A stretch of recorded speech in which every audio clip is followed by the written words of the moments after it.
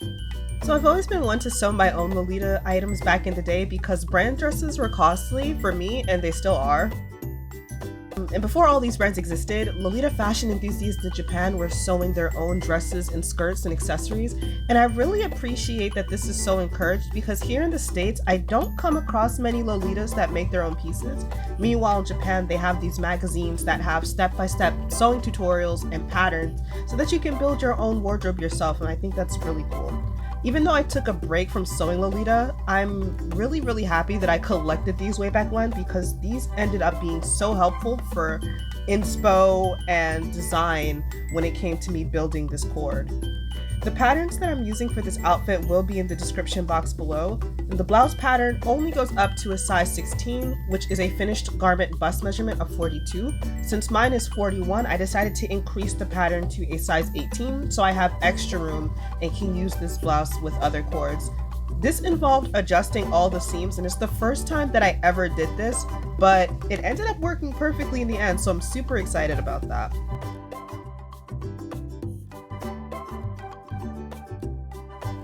So with this project, I got to use a few tools that I never usually use, like my twin needle and my pin tuck foot.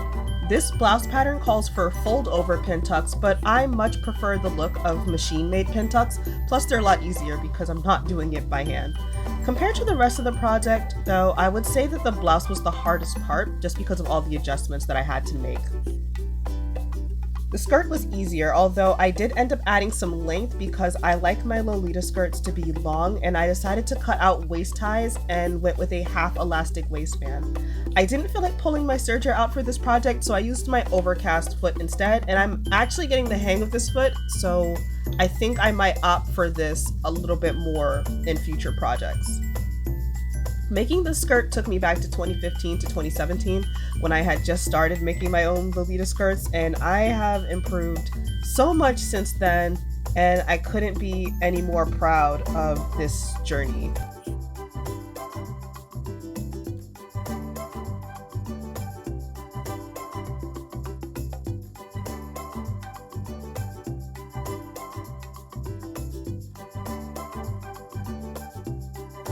This project took me 2 weeks, but it was easy to do because I already knew where I was going to wear it and I couldn't wait to meet my friend for tea. I find that when I'm making things, I do a much better job and I'm so much more efficient because I already have an idea of where I'm going to wear the item, and that just makes the entire sewing process so much more exciting as opposed to just making something for the sake of making it.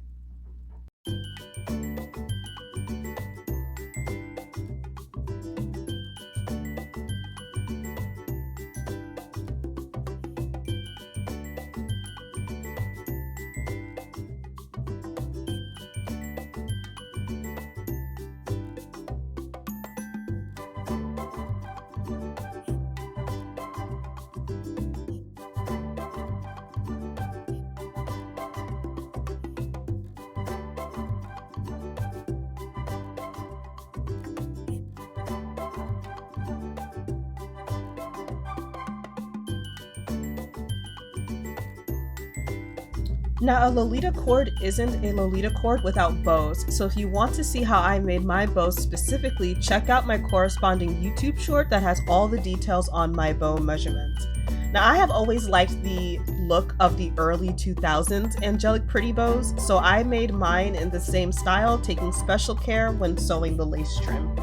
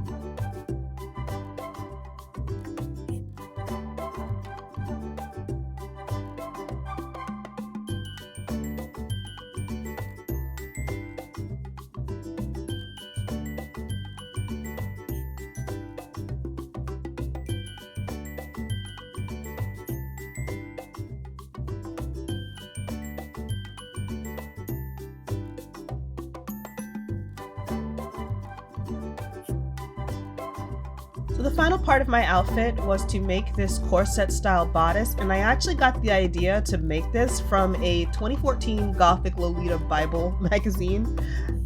Real ones remember those. I remember when corsets in Lolita were a no-go, at least in the West, but it seems that in Japan it was always an option. The rules for Western Lolita in Japan differ. The corset pattern that I'm using by Simplicity is a new release, and I find it came together really quickly. I do have a video on my channel on how to sew a corset, so I will link that for you so you can check it out.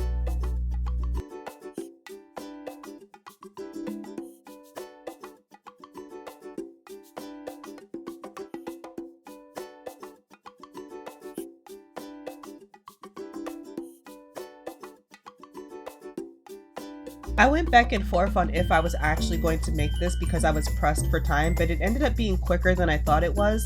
And I like that I have the option of wearing this cord as a dress or just the skirt and the blouse separate.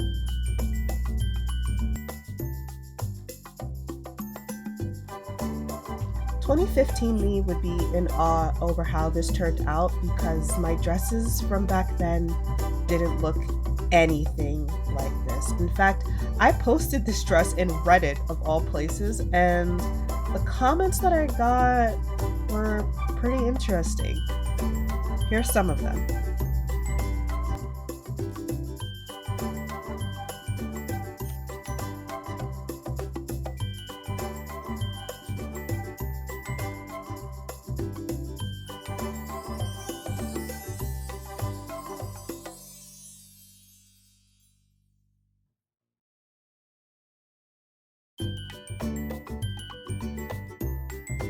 This was honestly such high praise because this is such a strict fashion, and I remember when I first started sewing Lolita and I would post some of my makes and they weren't always well received, whereas like now that I look back I can understand why, because I was still learning how to properly stitch things on my machine.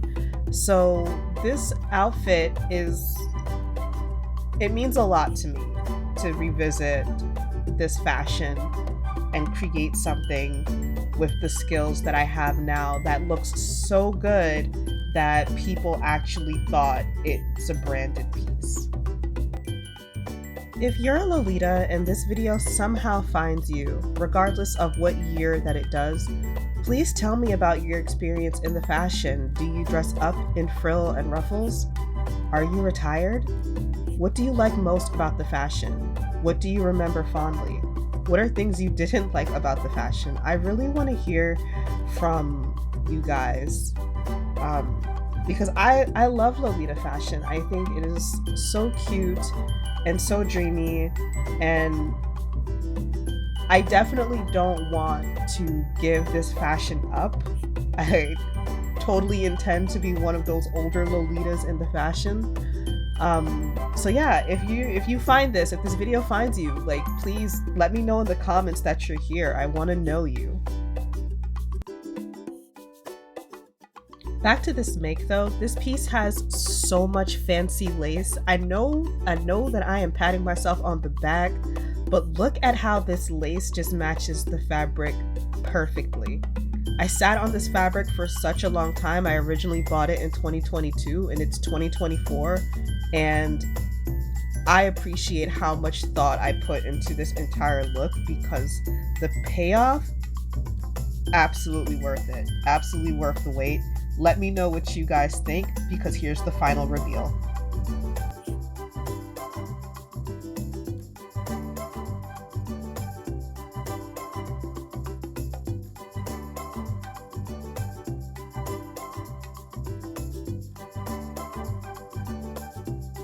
Afternoon tea with a good friend and a stunning homemade outfit was exactly what I needed, more than I realized, and I am looking forward to so many more Lolita outings with my friends and other NYC-based Lolitas, so if you're from NYC, please let me know.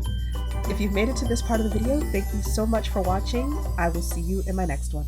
Bye!